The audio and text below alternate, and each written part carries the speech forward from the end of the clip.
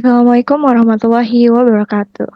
Hello everyone, my name is Aida Fadela and I'm from English Education Department. Today, I would like to present an academic seminar entitled The History of Public Speaking in Ancient Rome, The Rise of Power and Rhetoric. Before I begin the presentation, I would like to briefly explain how I prepared this topic and my contribution to the original group project. This topic was originally prepared for my public speaking course as a group presentation, and to prepare this topic, I collected information about ancient Roman rhetoric and public speaking from several sources. Then, I selected the relevant information and organized it into this presentation. Because this topic was originally prepared as a group project, I would like to explain my contribution. My main contribution was researching the topic and helping prepare the PowerPoint presentation. I collected information, summarized the main points, and contributed to organizing the content and slides together with my group members. Now, I would like to begin the presentation. The title of this presentation is The History of Public Speaking in Ancient Rome, The Rise of Power and Rhetoric. Ancient Rome was one of the most influential civilizations in history. During this period, public speaking became an important tool for leadership, persuasion, and communication. In this presentation, we will explore how rhetoric developed in ancient Rome and how it shaped political and social life.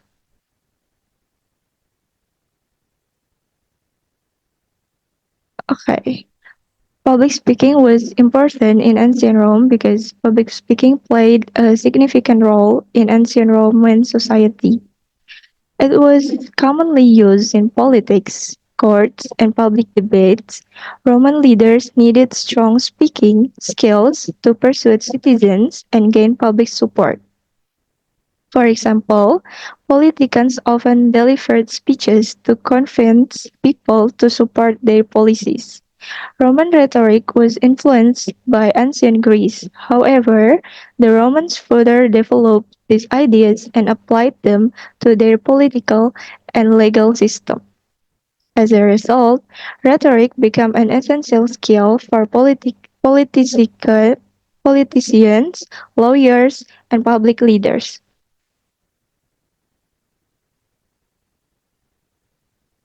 Next, we have famous Roman orator.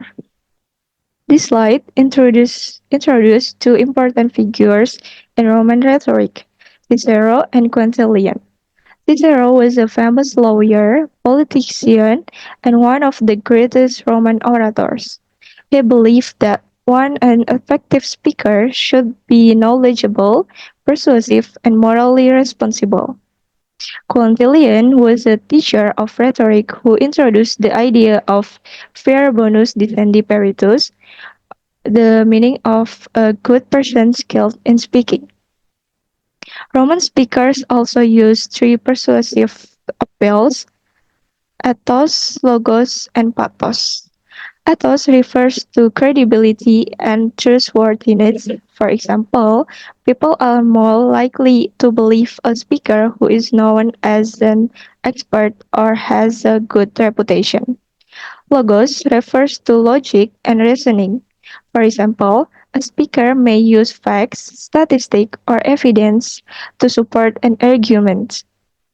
And pathos refers to emotional appeal. For example, a speaker may tell a touching story to make the audience feel sympathy or compassion.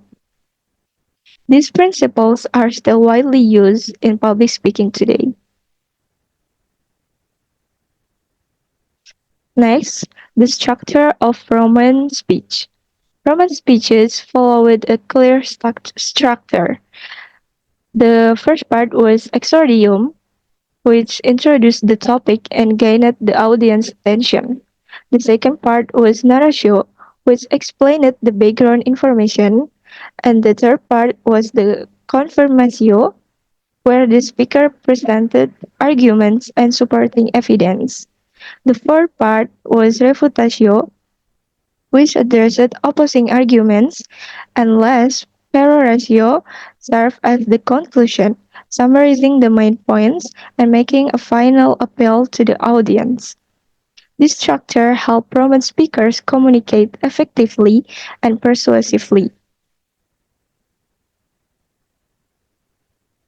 Next, we have five canons of rhetoric and types of speech. Roman rhetoric was based on the five canons of rhetoric.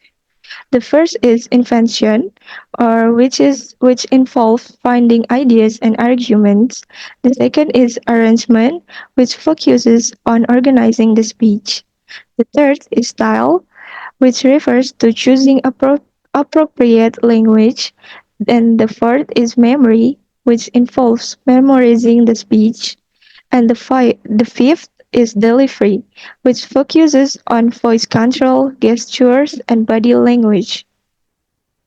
There were also three main types of speeches. It's deliberative speeches, forensic speeches, and demonstrative speeches.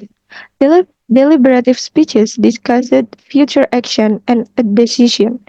Forensic speeches were used in legal situations and court cases, and demonstrative speeches were used to praise, honor, or criticize a person or idea.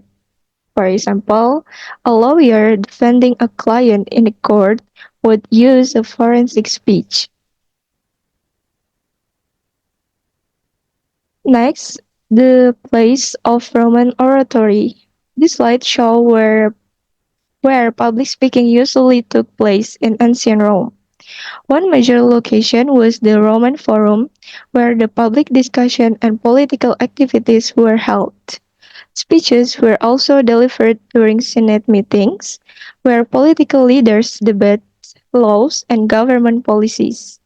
Public courts were another important setting because lawyers and citizens presented arguments during legal trials.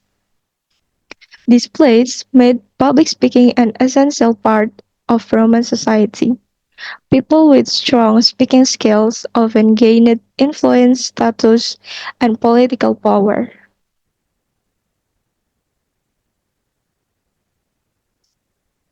In this slide, we discuss about rhetorical education. Education in rhetoric was highly valued in ancient Rome. However, it was mainly available to boys from wealthy families.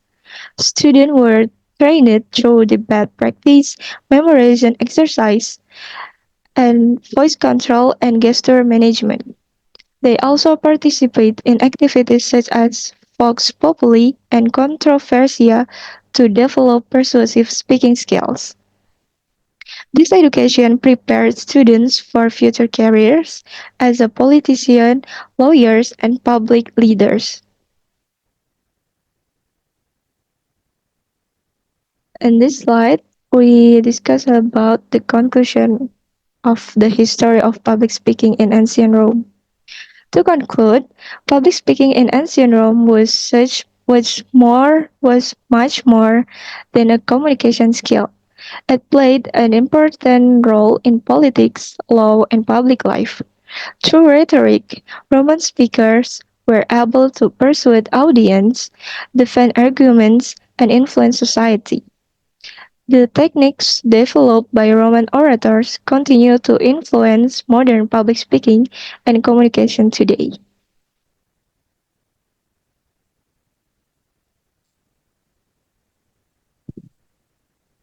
I think that's all from me, guys.